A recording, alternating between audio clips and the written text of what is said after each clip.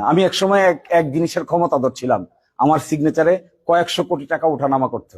তা আমি যখন অফিসে গেছি, গিয়া প্রথম স্বাক্ষর নিতে আসছে, 36 লাখ টাকার স্বাক্ষর প্রথম দিন। তা আমি একটু অবাক হলাম যে 36 লাখ টাকার স্বাক্ষর আমি একা দিয়ে দিব? কয় স্যার এটা নিয়ম, দিতে হবে। তা আমি বললাম যে আমি একা দিয়ে দিলে পরে যদি চুরি করি টাকা তখন কি হবে?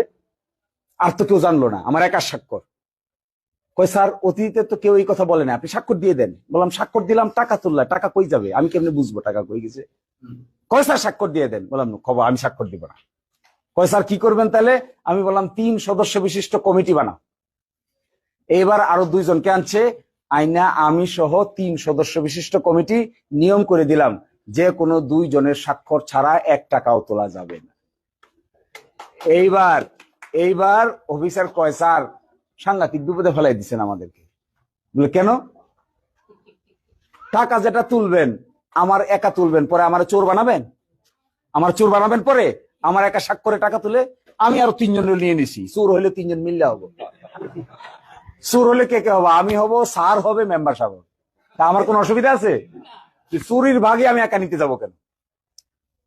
তো মানুষ যেটা চায়, এই যে লুকাইতে চায় কখন? যখন সে চুরি করতে চায়। লুকায় কখন? খালি দেখবেন টেবিলের নিচে দেয়া আলাপ করে, খালি টেবিলের নিচে দেয়। কারণ কি? কেউ যেন না দেখে। আরে সরকারের টাকা, সরকারের ফান্ড, 5 জন জানলে আমার অসুবিধা কি? 5 জন কেন, আমি যদি 10 জনে জানাই দেই কি আর অসুবিধা? কোনো অসুবিধা নাই। এই জায়গাগুলোতে আমার ধারণা আমরা চাইলে, সবাই মিলে চাইলে দিরাই সাল্লাহকে একটা মডেল সংসদ